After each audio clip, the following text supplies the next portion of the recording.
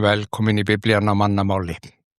Við erum að lesa Galatabréfið og ef þú ert að koma inn núna, kannski að hlusta á þetta sem fyrsta þáttið inn, þá hvet ég til að hlusta á einhverja 2-3 allavega þætti á undan, þess að fá innsýn inn í hvar við erum stödd og hvað við erum raunverulega að fjalla í Galatabréfinu.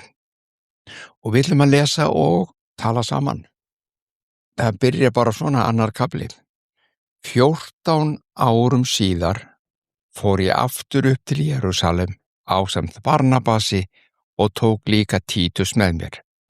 Ég fór þangað eftir opinberun og útskýrði einslega fyrir þeim sem í áliti voru fagnaðarerindið sem ég boða heiðingjónum. Það mátti ekki henda að starf mitt væri og hefði verið til einskis. Í fyrsta kaflanum þá hann að segja Galatamönnum að fagnaðarerindið sem hann meðtók var frá Kristi komið, ekki frá mönnum. Það var Kristur hinn uppreisni sem opinberaði honum ákveðinn sannleika og muniði, hann hafði ekkert Nýja testamentið til að lesa, hann var bara að lesa Gamla testamentið eða Biblíu Hebreana og hann byggði það á því. Og hann kemur útleggingar, hann kemur skýringar og það var ekki fyrir en eftir 14 ár að ég fór aftur upp til Jerúsalem ásamt Barnabasi og líka Títus með mér. Og muniði, við erum búin að fjalla þessa ferðina til Jerúsalem. Þetta sjáum við í Apostolasögunni 15. kafla. Þeir fóru saman og þar hittir hann apostolana Pétur, Jakob og kannski einhverja fleiri og ræðir við þá einslega. Þetta voru bræðurnir, apostolarnir sem að voru í miklu metum, þeir fóru fyrir starfinu og það var marktekið á þeim og þráttur að Páll hafi fengið gagnrýni fyrir það frá sumum gyðingum sem hefur tekið trú á Krist, eins og komið hefur fram skýrlega að hann boðaði eitthvað ódýrt fagnaðarerindi og hann væri raunverulega ekki apostoli því hann hefði ekki fengið handayfirlagningu og smurningu. En þá það aðeins að hluta til rétt, það að segja, hann meðtökur opinberun og skilning og innsæi og byrjar að boða, byrjar að kenna, en fer síðan til Jerúsalem og ber þetta undir postulana. Af því eins og hann segir hérna, það mátti ekki henda að starf mitt væri og hefði verið til einskis. Hann vildi fá staðfesting á því að þetta væri í lagi sem hann var að boða og var að kenna. Og þetta var þessi postulafundur. Nú, þar segir líka í 3. versinu, ekki einu sinni Títus, segja með þeim, var grískur maður, var neyddur til að láta umskýrast. Þetta hann bara að benda á það að þrátt fyrir þessar áherslur, þessar gyðingar sem komu umskurðnasinnana, að allir yrðu umskýrast, þá hérna einn grískur maður óumskorinn Títus nokkur, kemur með þeim, með þeim í Jerúsalem og engin pressa á hann að láta umskýrast af Pétri eða Jakobi eða nokkurum hinna. Og lesum áfram, 4. vers. Það vildu aðeins falsbræður illu heilli höfðu verið hleypt inn og laumast höfðu inn til að njósna frelsi okkar sem við höfum í Kristi Jesú. Þeir vildu hneppa okkur í þrældóm, en undan þeim létum við ekki eitt andartak til þess að þið gætu haft fagnaðarerindið óbrenglað. Munið við ræddum þetta aðeins fagnaðarerindi, Páll boðaði fagnaðarerindi náðarinnar en ekki lögmálsins.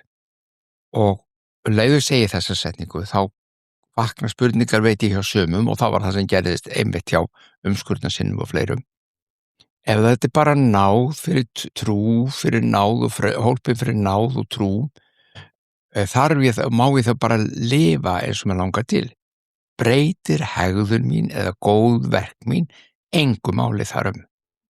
Páll á eftir að ávarpa þetta mjög vel, svo við skulum ekki hlaupa á undan okkur og bíðum bara róleg og öndum djúpt þangað til að koma því sem hann segir það mál.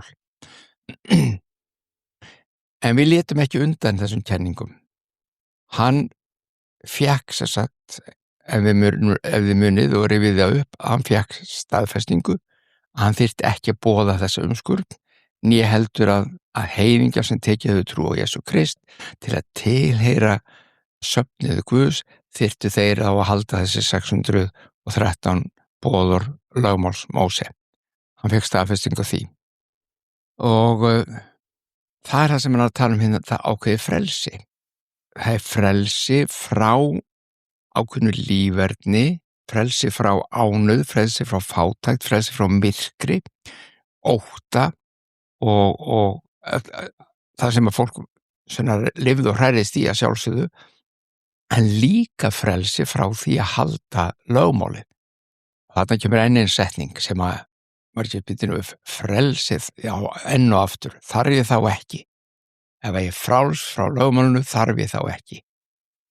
Þetta góð spurning og mjög mikilvæg og henni verður svarað, þó hún verður ekki svarað akkúrat á þessu augnabliki. Og við lesum áfram, vers 69. Og þeir sem í áliti voru, lögðu ekkert frekara fyrir mig. Hvað þeir einu sinni voru skiptir með engu. Guð fer ekki í manngreinar álit. Þvert á móti sáu þeir að mér var trúað fyrir fagnaðarerindinu til óumskorinna manna eins og Pétri til umskorinna. Því að sá sem hefur efst Pétur til postuladóms meðal hennar umskornu, hefur einnig efst mig til postuladóms meðal hennar óumskornu. Og Jakob, Kefas, sem Pétur, Kefas þýðir klettur og Pétur þýðir klettur, þetta bara annað orðið við Pétur, og Jóhannes, þessi 3 máttarstólpar, sem álitinu voru, já, svo segir það hér, sem álitinu voru máttarstólparnir, höfðu komist að raunum hvílík náð mér var veitt, þá réttu þeir mér og Barnabasi hönd sína til samkomulags.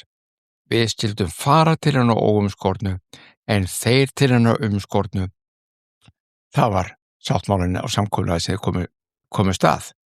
Með öðrum orðum, Jakob, Pétur og Jóhannes, máttarstólparnir, þeir samþykktu fagnaðarerindi Páls. Þeir samþykktu það og þeir sáu það að eins og Pétur leiddi boðun Krists inn á meðal hennar umskornu, þar að segja meðal gyðinganna, að þá hafði Páll fengið alveg sérstaka köllun og hjálp, smurningu frá Guði til þess að fara og boða til hinna óumskornu, til heiðingjanna sem voru að taka móti Kristi. Ítrekka enn einu sinni, heiðingja þetta voru ekki eitthvað svona, þetta var ekki uppnefnið að ljótt nefni, þetta var bara þeir sem voru fyrir utan Ísrael, bjuggu í heiðunum fyrir utan Ísrael. Og ef við lesum áfram, já, það kemur hérna fram, þetta ágætt að stoppa hérna stökk við þetta, en við tökum það með. 10. versi. Það eitt var tilskilið að við skildum minnast þeirra fátæku og einmitt þetta hef ég líka kappkostað að gera. Þeir ættu að sinna hennu fátæku og munalösu og ekkjónum og eins og kom fram í postulasögunni 15. kafla, halda sig frá öllu því sem að sneri að skurðgoðunum. Matarhefðirnar sem eru mjög ríkar í Ísrael og hjá gyðingum og lögmálið þar mjög skýrt og boðorðin. Þeir þurftu bara að hafa það í huga fyrir heiðingjana sem voru að komast til trúar að ekki neyta kjöt sem hafi verið fórnað fyrir skurðgoð, eitthvað sem tengdist skurðgoða dýrskunin þeirra. Þannig að til þess að aðskilja þá frá og sýna þeim það nýtt líf byrjað. Og þetta hafa þeir kappkostað að gera, segir hann. Og þá svo komum við að því sem við höfum áður minnst á. En þegar Pétur kom til Antíókíu, þá andmælti ég honum upp í opið geðið því hann var sannur að sök. Áður en menn okkur komið frá Jakobi, hafði hann setið að borði, þar sé Pétur, með heiðingjum og borða með þeim.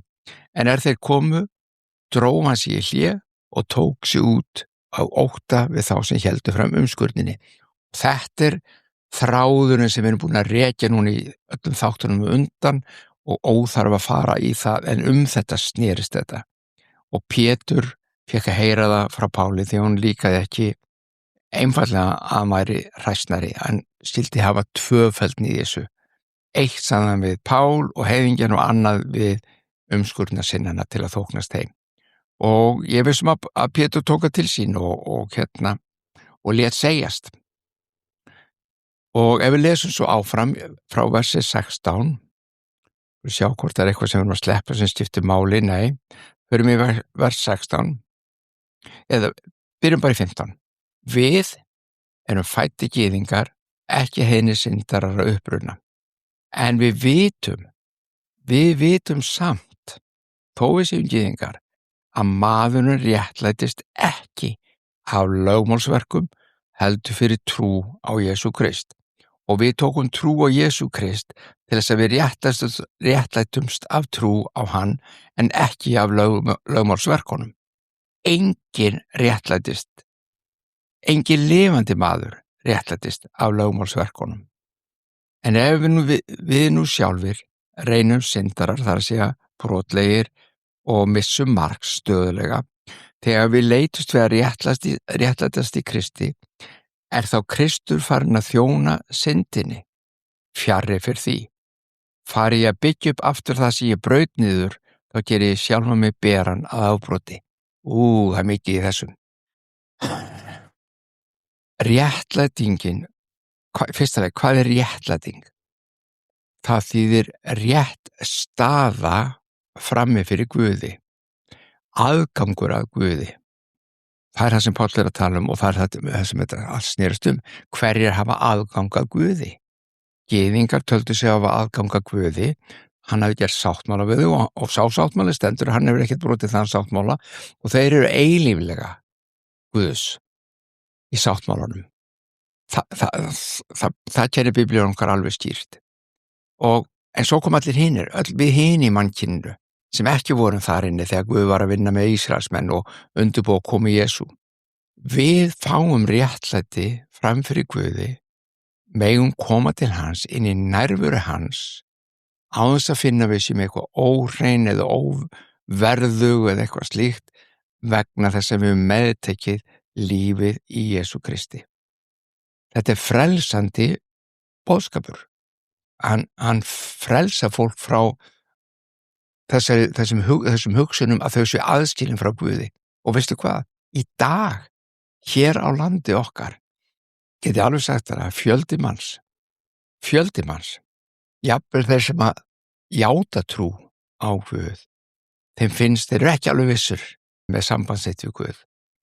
Þeir eru ekki alveg vissir hvort að Guð sé nú alveg sáttu við þau og búin að fyrirgefa þeim og hvort að þau megi koma inn í nærveru hans og þeim finnst þau svo lítilsvirði og óhrein eitthvað að það getur nú varla verið.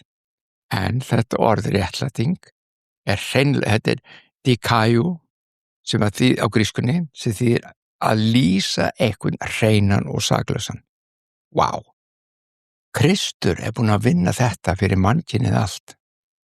Hugsið ykkur. Þegar ég lesa hérna í Rómarbréfinu til þess að sýna ykkur hvað er að ræða. Í Rómarbréfinu 5. kafla stendur svona: syndin, og muniði, syndin er að missa marks. Syndin er að fara á misvið sem Guð hefur skapað þig til. Þetta er ekki fyrst og fremst einhver upptalning á einhverjum gjörðum. Þetta er ástand. Þetta er ástand sem mannkynið í, það má lýsa sem við sjúkdóm helst. Og það er svo, við losnum ekki undan honum fyrir en Kristur kemur. Syndin eða sjúkdómurinn, ég ætla að nota orðið sjúkdómur hérna svo við setjum á þetta í sambandi. Sjúkdómurinn kom inn í heiminn með einum manni og dauðinn með sjúkdómnum.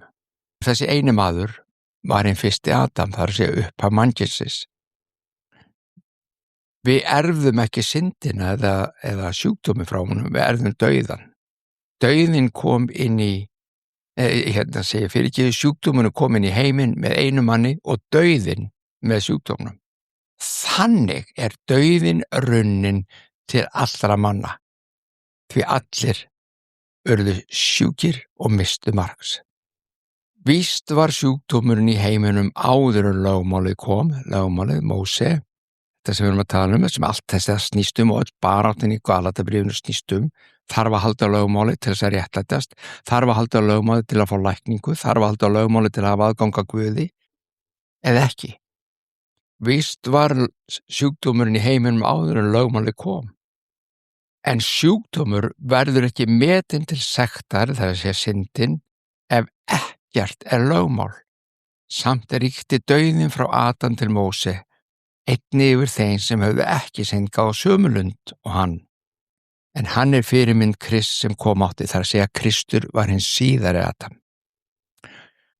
Þetta mikilvægt að staldra hérna við og tengja þetta inn í Galatabréfið 2. kafla bara til átt okkur og hvaða eilífa talar þetta lögmál og réttlætingu og svo framvegis. Þetta kjarninn. Allt mannkynið var undirlagt af þessum sjúkdómi.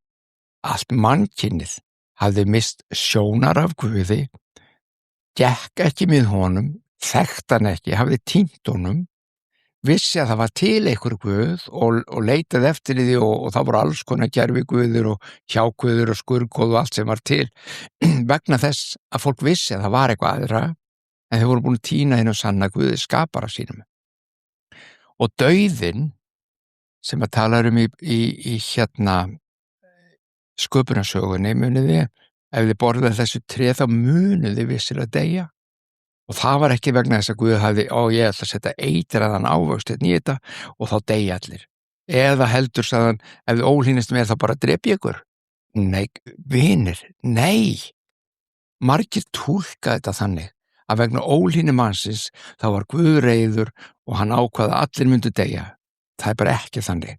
Það sem í gangi þetta að lífskraftur, kærleiks, lögmál Guðs gefið inn í mannkynið og lífskraftur hans heldur öllu gangandi í okkur, í náttúrunni, í himintunglunum, öllu.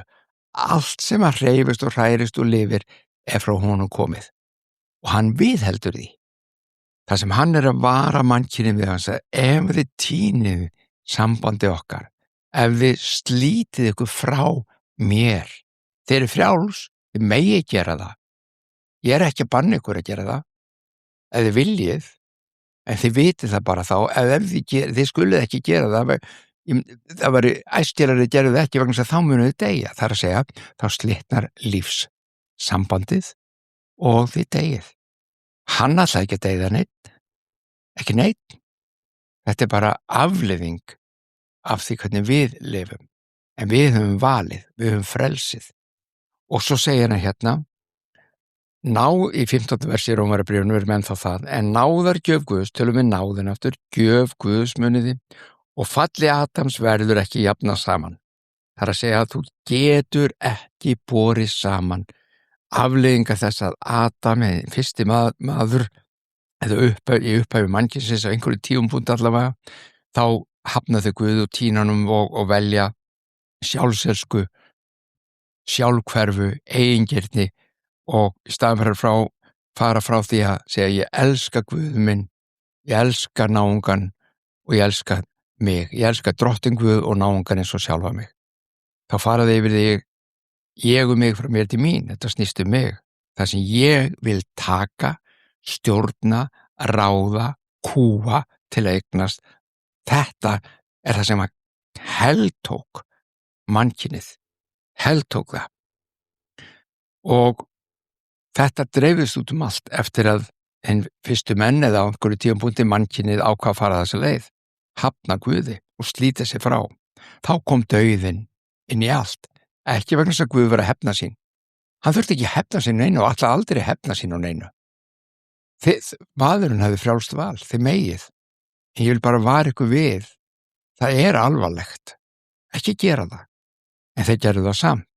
Og svo segir hér, en þessari gjöf Guðs í Kristi Jesú og þeir sem gerðist hjá Adam í Eden, það bara ekki hægt að bera þetta saman. Þetta bara algjörlega annað. Áhrifin voru mikil hjá Adam og allt mannkynið. Einn maður féll og við það dóu allir. Það rétt. Muniði, þú og ég, við erðum ekki synd Adams, við erðum hins vegar dauðan. Dauðinn breyttist út af því að þetta var sjúkdómur og sjúkdómurinn detti.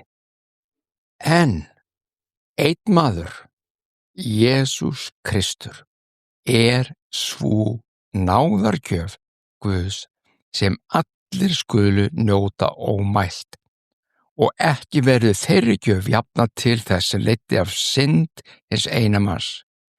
Því að dómurum vegna þess sem hinn eini hafi gert var sektardómur yfir öllum en náðargjöfin sýknudómur handa öllum sem brutin.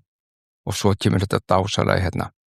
Ef misgjörð hins eina manns leiddi til þess að dauðinn tók völd með þeim eina manni, og þetta það sem við þekkjum. Mannkynið er búin að þekkja dauðan allar þessar aldir og dauðinn okkar versti óvinur. Og taktu nú eftir. Það dauðinn sem Kristur kom til að sigra, til þess að brjóta á bak aftur vald dauðans í lífi mannkynsins og gefa okkur eilíft líf, ekki bara gott og heilbrigt líf hér á jörð, heldur eilíft líf. Ef misgjörðin eina manns leiddi til þess að dauðinn tók völd með þeim eina manni, hlustið nú, hve miklu fremur munu nú þeir sem þiggja hina ómælanlegu gjöf náðar og sýknunar fá líf og ríki vegna hins eina Jesú Krist. Kristur, Guð í Kristi, segir Páll líka á öðrum stað, búinn að sætta heiminn við sig. Hann búinn að bjóða fram lækninguna sem leysir okkur undan dauða og oki og þessum sjúkdómi. Þetta það sem að Páll að ræða hér. Þetta ekki bara orðaskak, vegna þess að Páll segir mannkynið þekkir ekki lögmálið. Mannkynið á þessum tíma, og núna í dag vita kannski aðeins meir það, en á þessum tíma sem hann að tala þarna að gera mannkynið vissi ekkert hvað vissu við Indverjir eða Kínverjir eða Japanir gyðingan og lögmál þeirra. Mjög lítið, kannski einhverjir, en mjög lítið. Hvað þá heldur að þeir gátu að fara eftir því? Þeim sé ekki hvernig átt að byrja því. Og Páll að benda þeim á, nei, Kristur kom og hann bauð fram aðra leið. Hann tók þetta og bara gerðist hinn síðari Adam, og í stað dauða sem fylgdi hinn fyrri, þá fylgdi líf hinn síðari. Þetta dásamlegu opinberun, þetta dásamlegu skilningur, og þetta það sem Biblían kennir okkur. Þetta það sem Biblían kennir okkur. Ég heyri sum eitthvað spyrja, en hvað þá með lögmálsverkin, hvað með góðu verkin? Nú verum þolinmóð, þetta kemur allt.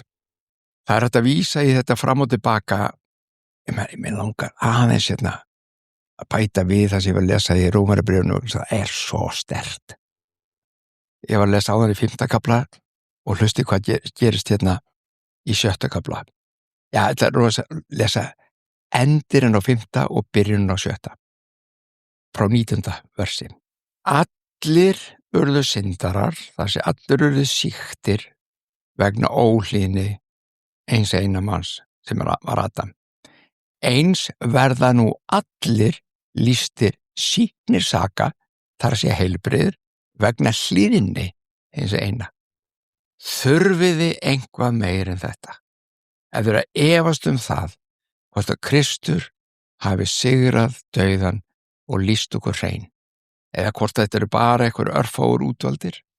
Allt mannkynið var sýkt.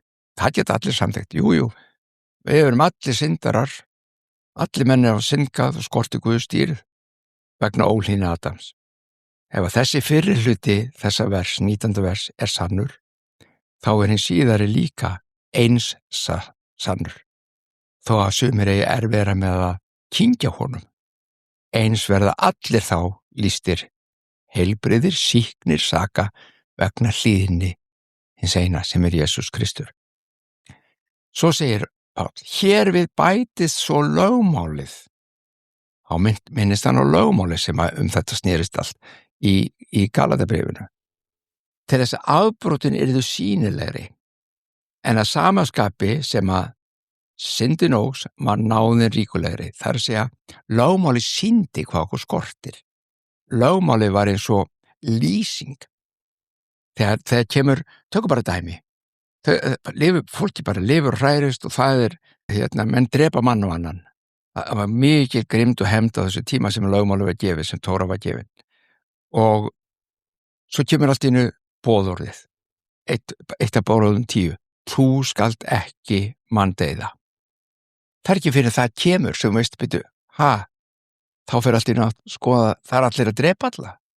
Það er það sem Páll er að segja. Lögmálið bendir þér á, lögmálið bendir á hversu mikið okkur skorti Guð, hversu mikið okkur skorti á, hversu mikið við mistum margs, hversu skelfilegt ástand var á okkur. Það var hlutverk lögmálsins, að segja þeim, hei, það er einhvað að. Svo kemur hérna frá 7. kaflanum. Hvað merkir nú allt þetta? Eigum við þá að vera áfram í syndinni til þess að náðin verði meiri? Það er að segja, því meira sem við bara missum margs, því meira sem sjúkdómur fara að grassa í okkur, því ljótari sem við erum, því meira kemur náðin fram. Nei, og það er margir sem halda það reyndar, og það er ekki það sem Páll er að tala um. Hann er ekki að tala um það að því að náð Guðs og kærleikur hans og gjöf er svo mikil, að þess vegna er alveg sama hvernig þú lifir, þú getur bara misnóta náðina og bara lifa eins og bavíani og Guð fyrirgefur þetta allt saman. Hann segir fjarri fyrir því. Við sem dóum syndinni, hvernig ættu við að lifa áfram í henni? Og ef við stökkum í restina ekki restina reyndar, í 14. versið í þessum kafla, syndin, þessi sjúkdómur sem að heldur í fjöturum, að þú unnið að lísta einu stað þegar þú ert að gera þá hluti sem að þú vilt ekki gera. Og þá hluti sem þú vilt gera bara getur ekki gert, það gerir ekki af einhverjum ástæðum. Hvað skonar eiginlega ströggl er þetta innra með okkur? Það er baráttan. En þessi átök, hann segir, syndin skal ekki ríkja yfir ykkur. Hún á ekki að hafa nein tök á okkur. Ef þið bara hlýðið lögmálinu. Pása, time out. Nei, byrju nú. Hann segir, synd skal ekki ríkja yfir ykkur ef þið bara haldið lögmálið í náðinni. Nei, ég er enn að lesta við þess, betur kann ég ekki að lesa. Einu sinni, synd skal ekki ríkja yfir ykkur, skal ekki hafa tök á okkur sem sagt, þar sem að ef þið notið náðina til þess að halda lögmálið. Nei, synd skal ekki ríkja yfir ykkur af því að þið eruð ekki undir lögmáli heldur undir náð. Og þar opinberast lykillinn. Kærleikur, náð og gjöf Guðs, þegar við föttum hana, þegar við kveikjum á því hversu undursamlegur Guð er, hversu góður hann er og hversu mikið hann elskar okkur og meðtökum þessa gjöf, þá gerist eitthvað innra með okkur og við hættum að streða í eigin mætti að halda eitthvað og gera eitthvað góðverk og við felum okkur náð Guðs í hendur og hvað gerist? Þá leysist þessi hlutur innan með okkur og syndin, þetta vonda, þetta ljóta, missir tökin á okkur og allt í einu höldum við lögmálið. Við erum bara ekki að, það bara kemur, það er ávöxtur, munið ég ræddi þetta, þetta er spurningin orsök og afleiðingu. Tréð er náðin í okkur og ávöxturinn er að þið fallega og góða, þið fagra og fullkomna sem að lögmáli var að reyna að benda að má að gera. Þannig að Páll er búin að fatta og hann er búin að kveikja og hann lagði þetta fyrir postulana í Jerúsalem og þeir segja, já, hei, þetta virkar. Vá! Þannig að þegar við lesum þetta, þá erum við ekki að lesa bara eitthvað svona, þetta er ekki orðaskal, hvað hætti þessi nöldrum, eitthvað réttlætt og lögmál og eitthvað svo þess. Bara elski hvern annan. Já, elski hvern annan. Ég verð að segja svo, ég er alltaf rosalega glaður. Ég er að kafa í þessa hluti, mér finnst þetta svo skemmtilegt og gefandi og ég vona að þú fáir eitthvað smá móla út úr þessu líka. Nú, við erum komin í hvaða vers, ef ekki bara stökkva niður í vers 20. Þetta er dásalegt. Já, ég verð að fara aðeins í restinu 19. Ég er krossfestur með Kristi. Það vita náttúrulega allir, elsku vinir, að Páll var ekki einn af þeim sem var á þessum 3 krossum þegar Kristi var krossfestur. Hvað er hann að bulla? Ég krossfestur með Kristi, segir Páll.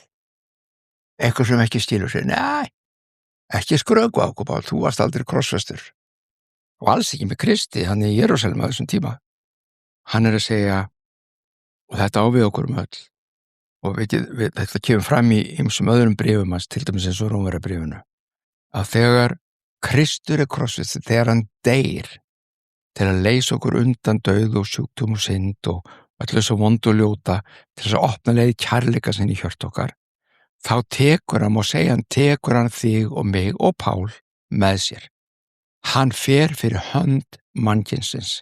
Það eins og Páll hafi sjálfur dáið. Ekki líkaminn hans, heldur sjálfið, eigingirnin. Ég mig frá mér til mín. Þetta að vilja lifa og gera allt á eigin spýtur án Guðs, það deyr.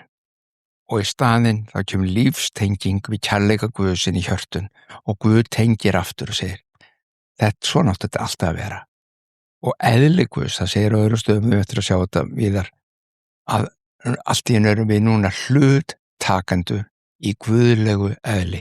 Hann búinn að setja einhvað af sér inn í okkar anda. Það sem Páll að segja, ég krossfestur með Kristi, ég krossfestur, ég dáinn. Sjálfur lifi ég ekki framar, segir hann svo. Heldur lifir Kristur í mér. Ég lifi ekki fyrir mig, ég lifi ekki í eigingirni, ég lifi ekki í sjálfselskunni.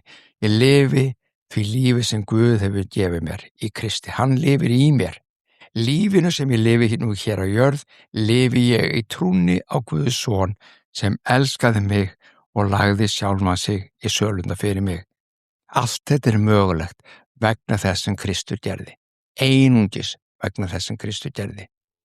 Og þegar við játum hann sem okkar drottinn, þá erum við að samsama okkur honum. Við höfum hlutdeild í dauða hans, við höfum hlutdeild í upprisu hans og í lífi hans. Ég ónýti ekki náð Guðs, ef réttlæting fæst fyrir lögmál, þá Kristur dái til einskis. Með öðrum orðum, ég ekki að fara að reyna núna að öðlast þessa stöðu með því að halda 613 boður lögmáls Móse. Það get ég ekki, það hefur engin réttlæst af því og postularnir sjálfir í Postulasöfnum 15 samþyktu það og viðurkenndu það og sögðu, það alveg rétt, við getum ekki einu svona haldið þetta og við ólust upp við þetta. Vegna þess að það var ekki nóg að halda 612, það þurfti að halda þau öll. Sá sem braut eitt var brotlegu við all lögmálið. Og þeir vissu það og þeir gátu það ekki. Og Páll að benda þeim á, enginn réttlætist. Enginn fær þessa tengingu aftur við Guð, enginn fær þessum Guð, sambandi við Guð eins og Guð upprunalega ætlaði að skapa, eins og hann gerði það í upphafi, eins og það sem hann skapar okkur í sinni mynd. Enginn nær þeirri stöðu nema fyrir Guðs verk innan með honum. Þetta ótrúlegu boðskapur, en hann kröftugur, hann öflugur. Með öðrum orðum, þetta réttlega, þessi rétta staða, þessi staða frammi fyrir Guði að geta verið inn í nærveru hans, hlustað á hann, meðtekið frá honum, tilheyra honum, koma aftur inn í samfélagi, því að kristin trú samfélag, kristin trú ekki boð og bönn, það lögmálið. En veistu hvað? Meiri sé undir lögmálinu. Áður en Kristi kemur, þá áttu gyðingarnir samt samfélagi við Guð. Þeir voru búin að átta sig á því að þetta snerist ekki bara að halda einhver boðun. Það snerist það eiga samfélag við lifandi Guð, skapara heimis og jarðar. Guð hefur áhuga á þér. Guð hefur áhuga á mér. Það punkturinn í þessu. Þetta svo trú sem veitir okkur þessa stöðu framir Guði. Og veistu hvað? Á eftir að koma. Ég ætla að ljúka sér núna, bara rétt að nefna það samt sem ég veit búið að spurning margra. Það vegna þessa lífs. Sjálfur lifi ekki framar, heldur lifi Kristur í mér. Það fyrir þetta líf sem að ávöxtur lífsins verður kærleikur. Og leið og ávöxtur lífs okkar kærleikur. Þá vitum við að boðorðin, lögmálið uppfyllist í okkur og það það sem Kristur gerði. Hann kunni uppfylla lögmálið. Ekki til að brjóta það, uppfylla það. Ekki til að segja, hei, það skiptir engu máli hvernig lifið, nei, til að sýna okkur sínu lífi og síðan hjálpa okkur með því að taka okkur inn til sín og setja stað í hjörtum okkur fyrir anda sinn. Svona gerum við þetta. Þetta er dásamlegt. Heyrðu, þetta er bara annar kaflinn og við ætlum að ljúka þessu, elsku vinir, með bæn fyrir þau ykkar sem að viljið og getið. Faðir vor, þú sem ert á himnum, helgist þitt nafn, tilkomið þitt ríki, verði þinn vilji svo á jörðu sem á himni. Gef oss í dag vort daglegt brauð og fyrirgef oss vora skuldir, svo sem við og fyrirgefum vorum skuldinautum. Eigi leið þú oss í freistni, heldur frelsa oss frá illu, því að þitt er ríkið, mátturinn og dýrðin að eilífu. Amen.